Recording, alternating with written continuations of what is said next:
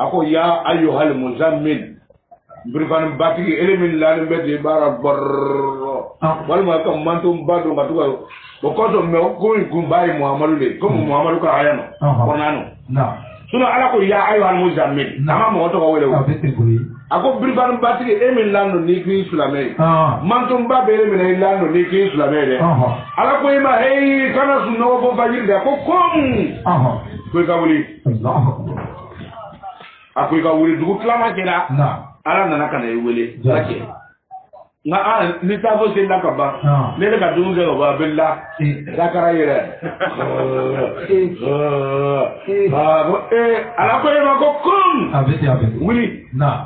ngara yo kuma ko yodora ko chemu mi wuri o erra kale ala wuri ka so ale ala ko ni ke o ti gere mu billa ka shi akoni e ma ne ni tawoye abeti boye an ti gere yede yo Jadi tongono tikele yesi. Abili mangai biyeji. Manga na chango ani mo ka chango kele zebe. Amole famuni. Donc ora. Ala ko mantan tigi. Ako kum ko wuli. I karamo yo ti karamo yo tara de. Ni ba la fe. Ni bi raka jena tre nyedo fe. Jena tre nyuma surprise ila. Ima tigni mi e ba fe. Abotoro super. Nisu bela yi kaya ka bawa. Ita to be dale ni mo wala boy ka ma ba ke tele. Ikaye. Ai da to be dale ne bi sin na de. Be ni ke de. Anu tera de no na bua kana ko ke de. E to ba ke kele. Adu mo jatila adu ata bua ta. E ka windu lama ka kwale ala bi min go wata ke. Wallahi. Na. Na ma se mo ka ko mo ne bi sin yana ne bi sin yana. Ni bi sin yana. O bi na lo. Abi lo ko yi. Ba ma ga dula kana ko wa mi sin yana ke. Ni dugu gbara ole be bosi manga. Jati, siga to la ko. O te wa? Na. Ole be bosi manga. Jati. E bi sin yana. Dugu gbara anga ye ka bo mi ga bo bernde sitara. Ko ma be yi ke fa. Akuna masi. Jati. Mene si yana ka pendo otro. Na. Ko duni dugu gbara na le bo ke sibu to ra. Ba lo ko ni dugu tuma mame. Abete ko yi. Ala ko ima ko kum. Ako ima wili. Leila. Tu konana. Ni se fao. Kuika tu flamflaye. Allahu Akbar. Wa illa qalilan. Bona kera doni ebi misu no godron. Wa na ebi misu no godron. Bona kera doni ye. Ebi wili. Tu gutlama. Ka muga ko ebi konana ka. Au en kutu. Uwal mai kan na asilike mino ho. Ka bot planje na ba plan sawa. Ka plake ala ta ka fitin suno ho. Allahu Au jira lele. Uwal mai ka jiri, uwal mai ba plan sawa. Ka plan suno ka islam antoko bele. Ikier ne ka ala ta ta. Kui kana kana la so super. Et la air faut pas dire kui kana ok. Al de hair flalo. Kui ka wuli be muke. Nkara ma wuli ko tara ko warati le Qur'an tasila. E ko nan ka akala tora yayi ko na figa kala de ale ale. Ka to ale ala ba so mo. Wallahi mako be lawo. Jati. Ala be min qora yina ole pleni yele. Jati. Akwai mafi bi Qur'an ka. Kala tora min ka sanu min ka no. Ya ba mo? Ma akwai mafi ka wuli super. Ka wuli super o. Ka ta ki to jira lo. Ayi okote. Ka wuli super ka kolsita. Anu wuri la ka ki to jira nu wuri nu ko. Polwa. Iyo jaga ka bo mogora. Iyo ka ladla ko na ko ta ya fa dinu bu anil madaji. Wa iyo jaga. Bo sambu ko na salona. Abete boyi. Karabo ni neka. Ala sumalo le ko ina. Asukalo ko. Mo ya na waya ndam le kunu. Kekeyi. Kwala ko du flama. Ko ga wi. Ko ko na do ko kan ire mi ko na.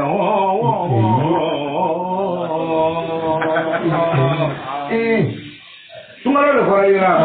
Ala prima, sumalo kan kan ai so akono. Na to ro su fla. Ni sumalo se dai ba fla sa ka fla ta ka fitini suno. Allah. Mais etake etara fio sungalo na ya damre lu fura bara bansa no ibara tigatala sako mo mi o e ma so ngali mania pe bien fora ye ma so e sa ya ma sere e na ni sa la ngai ko bi la bala ta o daro ele da ko ni na me musa kuma na frona fe ka kuma za amazon wallahi ko frona sa kuma sira ako la ilaha illa allazi amanatu bihi bani israila wa ana min ala ko ana amantu wa kad asaitu min qabl wallahi fal yawma nunajika bi badanika litakuna liman kalfaka ayatan ngai ayatu do jani mena Allahu akbar abanaw wa na tuba ketu mabna Anana Yakubu farna kwa le limaniara ala ya ina ko bile ebi limania wa ka so e banane ala la kapon bi ebi do jare mena ngai ngo mi far ko toyi e far so ko toyi wora ka ke kala ko ye ko se mo ma olu ka lo ko na la ila chama fora ko il far ko ni de bi na ni mina do jare mena Allahu akbar farna tu te wole kama o ma pigir garao adu ko nam ko le ala le ya fa do ti wallahi kuitaba ma ko prana to bele kele mi na ko mini musa kella ko no te faraon ka jaw ko abeti ko ya me ko faraon titir lo lu ga ma ko ma to ko lu la ama ko ma to ko la to re be ni ya me faraon c'est-à-dire le président ni min na no ba wole faraon ni min na no ba wole faraon faraon min temna ya ni musa kana kala ke ni ni aka ja musa tani ko faraon be ali bi faraon bo be Suno faraon mi Musa faraon mi Musa benyen manta ka balo ale ni Musa ni min kere ke kelinte wa faraon flalo ni Musa balo ale sara ale ka demin tumbe ale Musa e flange de ale mula mona afade sara kitri sira ale male sira pregaro ya le faraon ko faraon ale ni Musa le kere ka ale ni Musa e flanguru ni Musa balo te ale te wa ema Musa kwa kuma fero na kwa lam no rabbi kasina akwai ma balo ema demze yake nene ile ama demze yake nyo fe yama wallahi haka biji no ba ma demze yake nyo fe wa fa alta kalati fa alta wa anta min alke ite ungene nyera dubu kono ebe ko karama se ungene ya ora ebe ka kafiri ese nene ma demze yake ya donc mi musa balo ani mi musa mi kere kele da be fraole Allahu akbar mais musa mi kere na sara ale ka kuma le bo fora yina donc ni anara wuli fo sumalo le la dron ala ko ka plan aw yere ma se ka plan de fa tara plan dron min to ka do le temps abo le o se le temps yere fa na bara ala ko plan sabara aw ma plan sabara yere na kera ko abo le la o do ka na hayere ta ala ko ya yo musa mi ko kum le la ama ko le la ta siyami la ma ko le la ta siyami no bel baraw sumalo le isra la do faraka abu mo nyara kwa mu kan ti lo jan je ama ti se kama le ke o ko olo afro do aw ken ne be ebe wuli be music chere ala Yesu be bolo me sungalo na nzo ara de sungalo na nzo ni tuma ke lo mu ha mena na fala e sungalo yere boye ko so mena tuka ke lo biduru Allahu akbar be bi taba faraka e kan jabi nakata para nyonga nalu mayara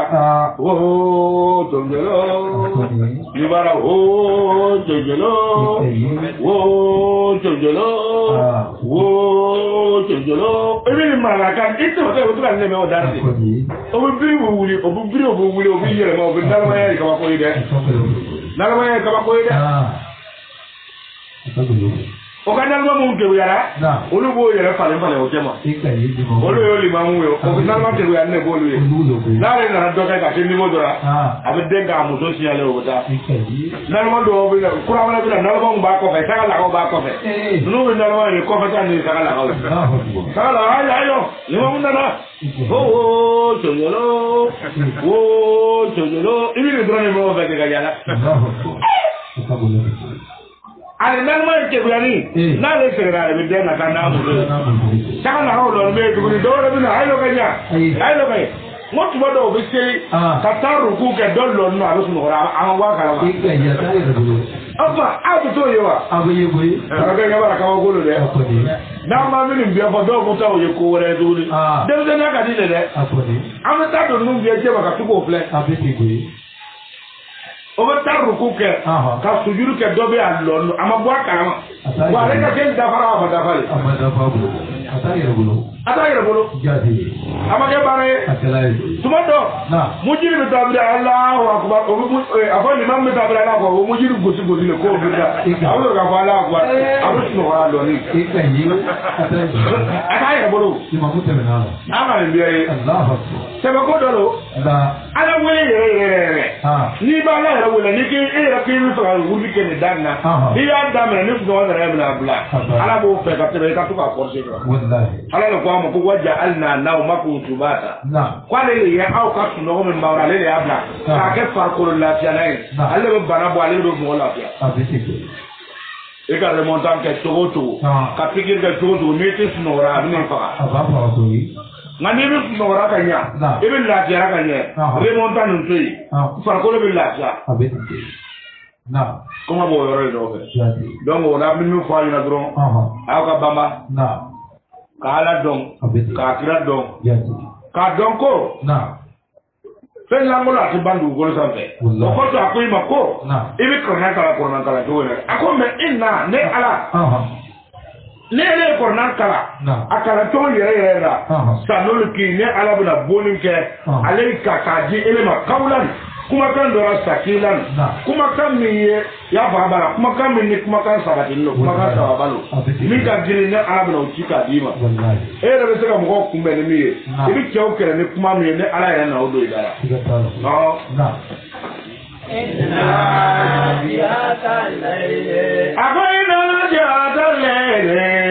Abi kalau suka terlalu kerja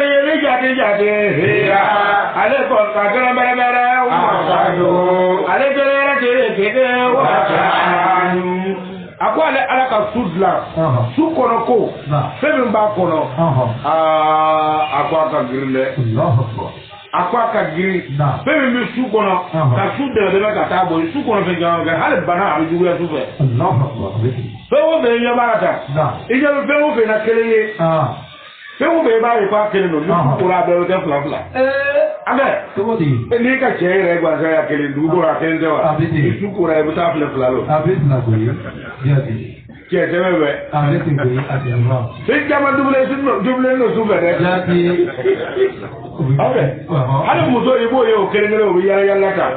Su be ta fla bana. Abu na abura. Ya di. Akwai na shi ata lele ko suka kireyeli suka damina ale alafe ako hi ako min flata sado ko ifenye wate an dumi chama ne ba kono donc ne ka gundo mi ba fo e ka lara ki nyu na chama mi gundo fo ala ete ba wa ko le joni da ba eke ale joni lo kwa kana ba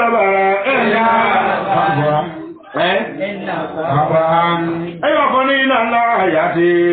ako ga ko ka la bara bara finare ote Inna sabu'an ako wala la ken me barabara ene ma mariya tete ko nana tawila me makajane abiya ko bale ka barabara ene biara ta la to ko chama sube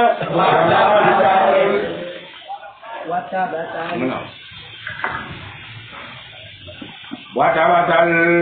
akwai kate kata berbera idai katalo talama berbera tawokian tire linyo ya yere la iki ya bedi alama kuma ila yini odi iki ya kalfa ki ya bulo di ki kalfa alama su konnana rabal majri abo wala talama fleni berbera rabal majri ale ko rangli yede wala majri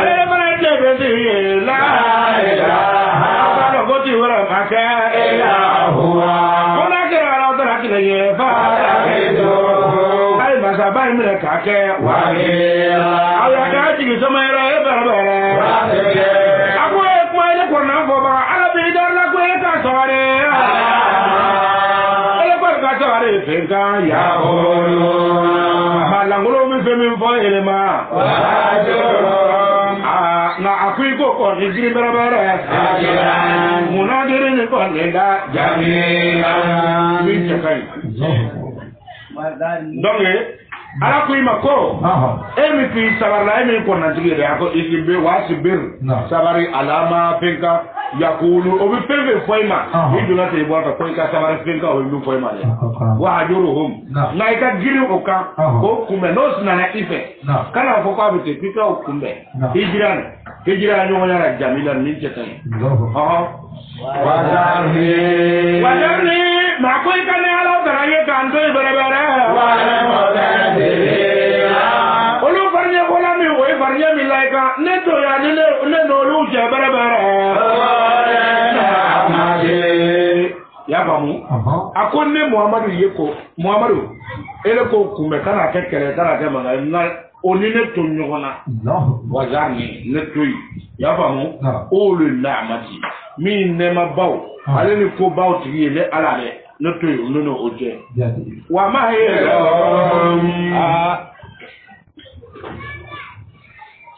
wa ma he lo akoza bolu ka da me ko ne de kale ole no ra di ina karan akoza juru tra ko de me bere la de ila me ala ta ayo bere wa jari metasma aku tuh dominero telah berbeda so binti segala tu nabi mau kau serang tinggi aku jangan ada konek kenapa jangan kami binti berbeda aku malu nak kau mau boleh aku tu mau kau taruh jauh boleh aku tu mau kau nak jadi berbeda kuru bela jani kone ako longkuru kon bete na ke mugu feke bara le jema akida lo le jadi jate ako nyalo to le jilita le ngaji de ungida akalu adawa de uma Ekan ona ta kashe ye aleko kido mi kashe ya lu kamera bara ana ko nya mesi ana ko ni kilega ana kide ko ni ki ana ko ale kido ne ki kana au adama de ma kido ne bi kashe au ka eka karamo eka kide nele ki ka karamo re ko shere tira la wallahi ima se karamo ma shere tira la apa le o ke ko ke ma ina bon turumina arsalna rasula wale ala ya ka kide kila firauna ka firauna ma fa firauna ku firauna ko ta ka barabara ya ka kide ko ta no musa ete fa akone ala ta firauna programine akeda le yo ke mele ko indila wa bi ni gbere mama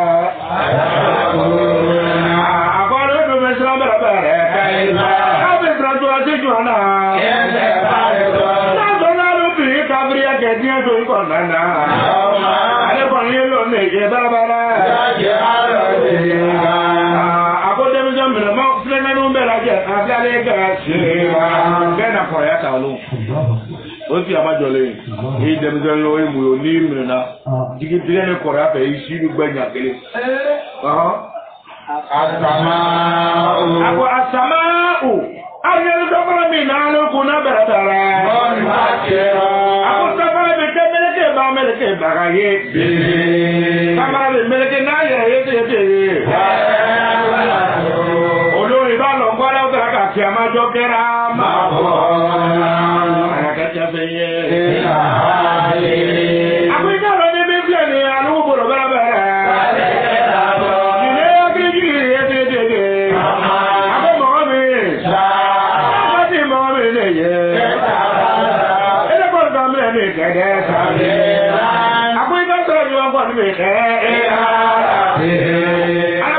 me flende ko hakli jigillo baman sha na kadi mo me ye ita kaza ele ko tamre ni ke sabela ele ka tra ni mama mi ne rabe ana jara dala ma samuel muhammad ya ra dala ko ni ya ala dala ba kala ma samuel muhammad ko ni ta ko ele ko me wele adena kai ma tru nya ba ba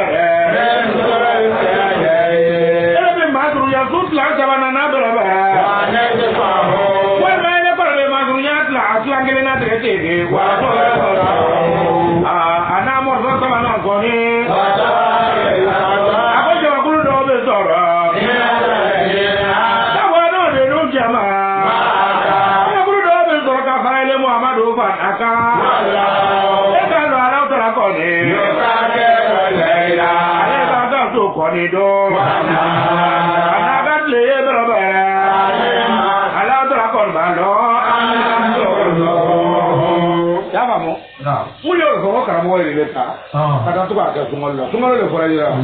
akwale alaba kalama ele muhammadu ebina songa wuli sudu tlama takumu ele do wuli sudu tlama adina minka sunde sudo silei sudu tlama sawana wani zu bawo wal ma tlaje ne alaba kalama ke do songo kene watulo so ana samana watwa ifun min alejina maaka akumba no jama kulu do bina soro fana ka faile ka abene famra jori ala kwale ba kalama nim auto be muhammadu yere grefe no to fa muhammadu kan la ta tuna ko muhammadu ele ba kalama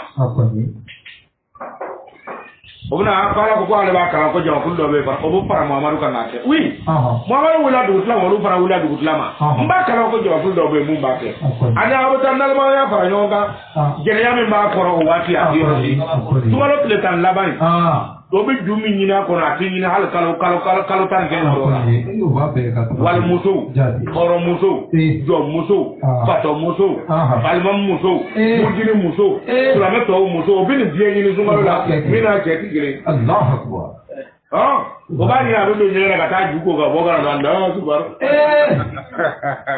ka ko do ya na anu gon to betuga ta anu galma garbi ara anu betuga ta mimi mbe mbalo abete na ale abete ni adu ya basha ni to parla abete ne o jo no le garbi o tele re jakire akoni o tele jakire bi to roba be ko to roba ko a fe no abu ko ti re kara he abu ko ti ya ta pe na allah akbar na ni daga sama ka do wode nai nyene ko nei de ala tele jati ala garbu ye ti dem de o tele jati allah akbar memba la be tele ala ma fini bere nyi ka fa yonga horo muso ni jo muso mbe so gene ya metti sama imam muso fidelu muso mudi o be de bere nyi ala kafiru pato muso ba be nyi yo allah abe abe na Allah ta kiyata labai tutan labai nyinni aga ko wala da bo nyinni le gama li ba yero do tora ka ko kala ta fe ni kura aka ara ne budi o ta nyinni ke mo wala bi lo ka to mo goje ko akere njingen ko ne do mo rai ba lo ko fe no ba ko no de dende munu be o ba je o tu so ka bo genera tumara be bo ko lo ta lo ja je lo la atitai ara di tai na ni ba be adende be tu atita woro fa yere na bo ro kare ko fe akamele be lo ka tai o ba ta lo ja je li nyonga na bla ka tre di mate wallahi allah o da lo ya nalmo ya lo do karo ka ka yoro flede e ti se me ko do lo ma fa kana seri sufe ma fa kana seri janga sufe na o yi kene ala kele wallahi naka wal muto bo akan na peno ka che adore da che farman dara yana che man la lo abora ta be che ma ko be peno ra ta so ka ni ma me ko do wonno na ke wala che na ka baraka ora asegara ko duba rek na ta aga lo ja silo na le bana re tara muto ka na pe ka ma se ka digi o si ma ke ako duba ni ma ka soro muna de o ti mi ko rabulo o ba wulo ke jadi donc là ala ko ale ba kala ko Muhammadu bin Selinge ko wale ba kala ba mo be soro munu be fara kan ka ke jadi ane o bina ka to kin mo ba wula ka so du la male o bina da ka bo mo la c'est que be be soro eri na o ba ke kuma ibo ro no jadi ya fa mu donc afa bo o jogo ni lati ako lu mo de ako wala ko ta lo ale ala yakbiru layla akwa ale ala be suta ngade suta ngade na ala bolo jomre ne suma tanga o be dugudo wuli ka ba su kono o be ka mo do fa ka bozo ka sudo nga ba mo tayi comme ale ala ya ka suta nga ayeye wa nahara ale kle comme ale ma ale ala ba lo an lan to su aw ya ti suta nga ala be ka garder min ka suge hali ya jati mine jamana ka sécurité o gbasa o bi su tanga jogo mo so tile kala tanga ti abeti gwe wa e jori ba wo wora tangi adama den bi jamana o to te bi do abera e le ba ka to yi super o ba be ke yonga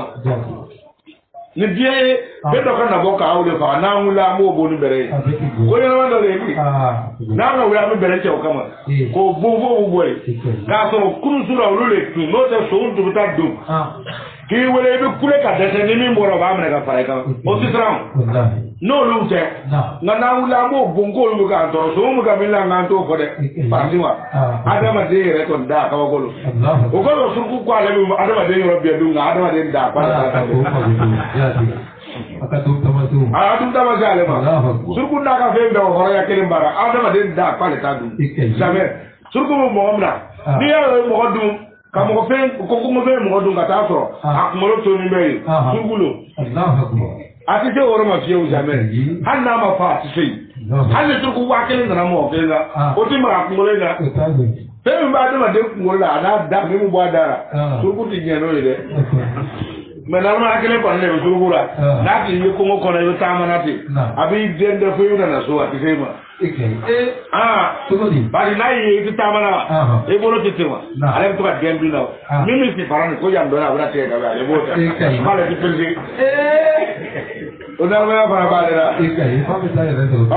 dia suruku mo go ko na peta ti ni wuru nyongo no te ikele je halu ko ngo bara ati gere abula dende wolo mimi si parane ko ya ko na ti je ka bi mala ba ta le ti persi ko ni ti ka ga bembe ale ha tu ata ko fu mi na ti ko ya ga ka to abu to ba do bembe ko ati tema to na ma para ba la na ai da ko na to dum dame kwale ala ba karama aw yere tana so masuta na odora fataba na idere ka fitini min soro ka ke illa ni o idere ka fitini mo ke musu madam ya yere ke jimi ba ka bo le penele ki soro golo ka la ilaha illallah la ilaha illallah atwa penele ta jibo ka te ga yo da yo to ese ka la la da fa fitini mo fo fataba le ku ba ala mo bi bon ay me fa mo jogoli ni yo be ala ya ka wole fo na tara mo so yini bla yo why mo so yini bi da lo da geli amo le fa mo ya ay le sigi le bi ga wuli da le ki fo bi ko fo ga la wa mo ngale wuri la wa mo ngale wuri ban de ko ma mo makara mo ta lo yi la wa mo yi la wa mo wuri ga de la na kyara yar kire ela ay ke yar fly ko no me le dire be bi ko re ku fu ile ka ka mori bi ka ka mo bu ka be jama ko ne ka ti ga wuli ga ka mo so ko mo so yi bi to ni ana si bi abo ka ko ka si golo ka ka e na lo ko ka mo ti barara do yi ta ke ko ka si abi ke ga dia ablani ne fu imagine ana si bi Mwebe au karako tau ko mi la wa ta wurdio ite ma ko do ma dawo te ko la amdo ay do ko ba la ma du ya do ibra ya ba ko ni dire ya la awu ko na la le awu ko gar ko di barra kasuma wa kelen bari to tlo no ay bel go ni ki ko ay kamo ko ni mo tike ko mo ko ni mo so mo be mo ri ko le ti bar mo fa karo ke baro ga president ake abini je ka tourner ko na abi yo be tu wa ka ko mu ga ba ke ko tlo le lo okay donc olane ala ko ale ala ba karama ya ba mu awtuna se ka sutanga ko male ala ya ko jogo na ko yi na fata ba le ika fitini mi zorga wurdi de ika lera kewe sa ba ure de ra ka da mi zorga se su ko de fata ba le ko ale ala bo jogo mi na awe ko li fakra oma na ma kan ti foi de ko ala o ma afu ana tu ibu afu marakani ala tu foi de na flara tu foi de ala ko ya ako bakara o ma au ka bene kalambe be taya bibi no era ele ko anima me na le ko na ka bo no ko Allahu akbar alima ya ba mo aka bo ko na le ko ko aka penka femi kan no ama ko me aka bo ko na ko ata tu adu ko tangunda munga Fernando la aka tel espira tel farda be comme na fla re ba sa ma so ka do le do fo ni tla re ra do ke ye bo ke ye yiti ese ga be bara mukano e ma ko be me na o e to la hali ka shi aka ra kanya ko ta ra ga ma e ma ra ye ye ya ga e na ko jogori o tu ma bo lu fo ju aka ala ma ko be na ni ken be ne pe ne mu do te wal man de mi te ba ka ke mais seri toujours qu'on a après que fait karata ya sarra fait mais comme non et là min al-Qur'an fa ka bo qu'on ngo alima qala daraba lo bere anta ya qona ma aba kala ko bara to be se ka ke bere nakara jama kuruseli nakara farda yani nakara farda suno nafla o yini mais nakara jama kuruseli farda seli ya famu fajiri comme ina ko to be sel fana walma nasara walma fikri walma safu ko nakara o yedo ku ka kala fana min tan no de turan jantita e ka al-fatiha ba yata ko ama yata saluna anina bayya o bi yata la yasin wal qur'an lakin innaka la min al-mursalin ni sira wa ya am birti de e bi tay kala turu jawuna ra innal man ala ko ya tika feka min kan no kala da turan janta min kan no ima aka ke ko na ya ngro ni al-fatiha ba kul huwa la ahadun allahu samadu ibti kabrige ni willa ni al-fatiha baraka blana lam yalid wa lam yulad wa lam yakul lahu kufuwan ahad ibti ka fayirke abana ala ko okaji ala e kateme eri yasita e badra mo eri yasita itale yasia yasin wal qur'an yasin innaka la min al-fawa kange ala akili mo sita ka kuma chayaje ay birka to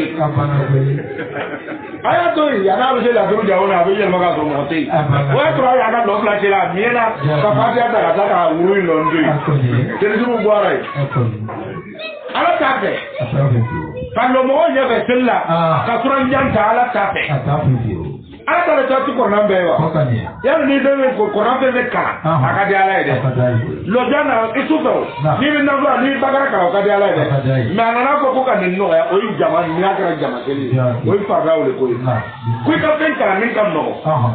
turan suru ma sera ni ka suru aka bo ko na abana ibi ka al-fatiha ta katabla gairul maghdubi alayhim wala dhalin wallahu ya'sumuka minan nas ibi ka brite kenge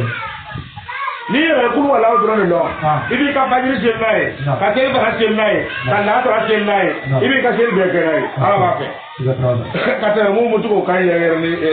yasi o be amaya ta salu nae ya famu donc abo to wele lati aha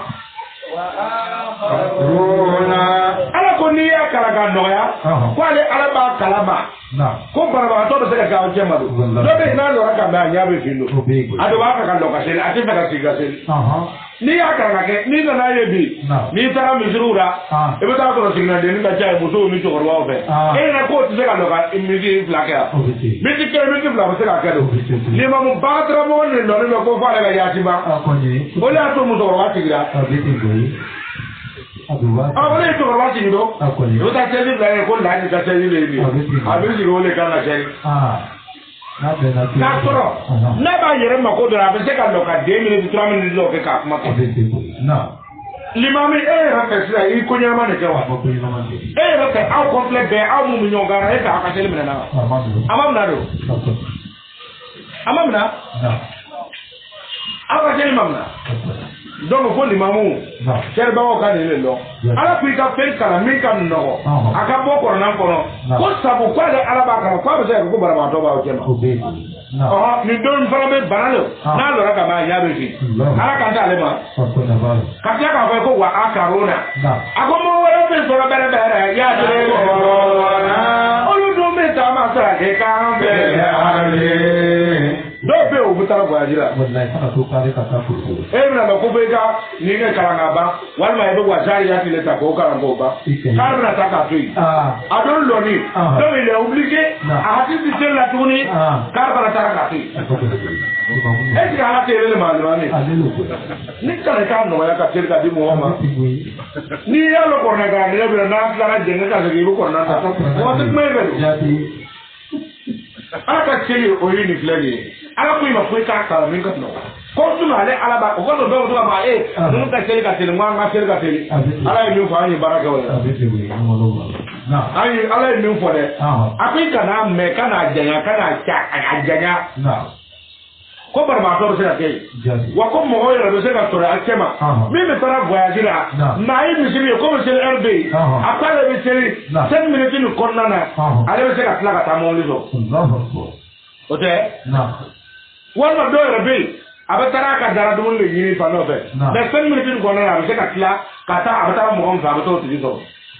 ele be na yele bawo ki kan yele ni ya fili wala bakara bakara ya kan ja do na ni wonja wa ko na na ebe ta bakara ta ebe tla ora ko juma ni ke bakara ka normal ya bakara be se ka kala ta ba ni ma ya kelen do no ta na no e joli e wuri ni lo ga me ne bi la lo na ya ta do ai se ka te na ya ta do na ibu ta abu na ibu se se e ba se na yi se i wuri ta age iwa yubo ga aka je da na ale ka fula ko kuma bo ka de kafrin lo mo kafrin ya lo e wa na le so do rawa apa le ba kala ko be yi jo no kera wo janda ya wo jo na ba lo kala ka le ba le zo de an ya ba ta ba le ko bi na ye atu be no so aw ya li wa wo le de ne ara na yu na yu mi ya barka hade li mam do re na mo wo se ke lo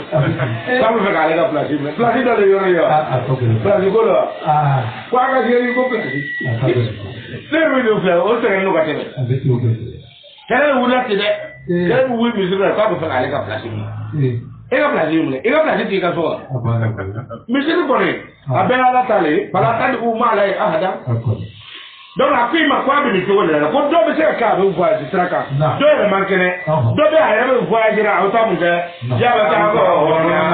ale be to ni le je be be fa ale be ta ayé do le ko ne kine me la aba he ni na la bolo akwa be na seleke e ka fa bakara ta nai ne lo ni bi lo re do hali ma sigir be assalamu alaikum ka te ne ji mu mbara danga be mbaka mo ta ayé ni yoro bi ta lo ko bi bakara le karkaji bakara du ko bu ha bakara yoro na du ko bu yo be amma do ko la ala le amla sella yin do yoro e na la ma amla sella jo me se na la mo go bla o ta ke ala le amla ko bakara du ko bu am do ni ko la ala ya amla i bakara kala ma kala na ka de atamna ano ya ngata yegi ma ne mo ko ni o ko eti islam ya ele pese no seli ko jogu na e pese no seli ka ba ala le ya fo na e mi fa ka murmur ka me ni kabri na ni ma ne ya no fa mo ke o bu ka gri ya gbe na le ka mo o ha na re sil da na ke ko ba pese no ayra ta hale seli ma tra fa don ai wala bara yana ala ne ta ko ate de yawa bi ka seli ya mo ka ta oye mi tara yaro jata hele kafiri abika tele am ko ta wa akaruna ko mo wero fara be yo ka oye do me kala le ka fe da be akuto yero be o kala le kala ka sa pa olu be na ko be tele e na bakar ka jowo o kana na wo fa wa re wan ma bu bulla ka ta yoro dra abata de ba do la abata ko ba do la ela lo que bakarta atara ko ken bula he yi ko ga dese en tout cas amna débat bi mais amo seterpin on seterpin ni so lu gono e mana ya to je lale akeju ne kataka ama bawa abiti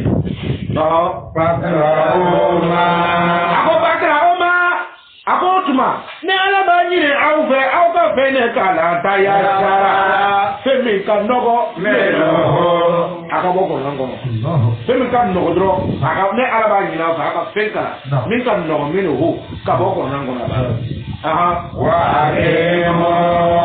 ole ko do abi seli jo no tro duru ye bere bere abi seli jo de wa awe so ka bole ga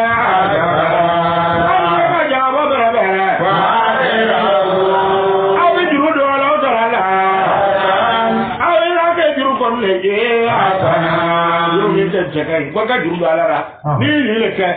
e bi toro ka seli ka su e ka jabo ka toro ka juru alara juru mi na jagai e bi juru alara juru mi halai kuma bo ro no e banaki ga baga de uza ka banga e ma ya dumuni ka wuli ka ta ku e tara misiri de me ni mamu afanya na kwa tafe atenye yo ala tafe aboy kwa tafe na e mo fo e fara ya me na ba kwa ole ba de na ka aka fa ni bla komora wa ma ka anu le ba de na ka ka wardo ati bala de o sa e ti go so so ku ni ma wele de e ma wele ma na ni ye ta kala ma ba de ma na boy be ka lo tere a ko me le aka limami e an to ba fa ki dar vraiment an ka lo sa ba le na ma sa so ai ka la ma mo mu do bo be wallahi ba de ma boy le be semente me ni a na na tu ka ma o ko me jiri ko kuma tena ni wa ke me e ma se ka ni ngawa barade bi kuma be parce que ele aka limami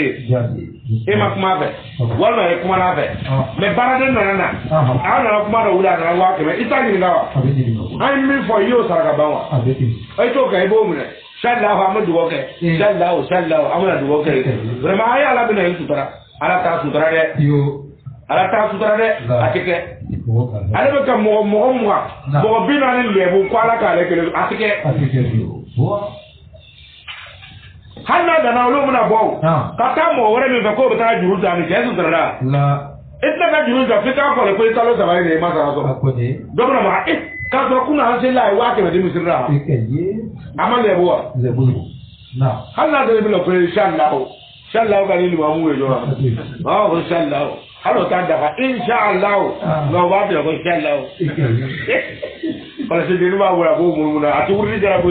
aba ta ma ya ma ja ta ru bo ko rado inshallah ko na la do na ma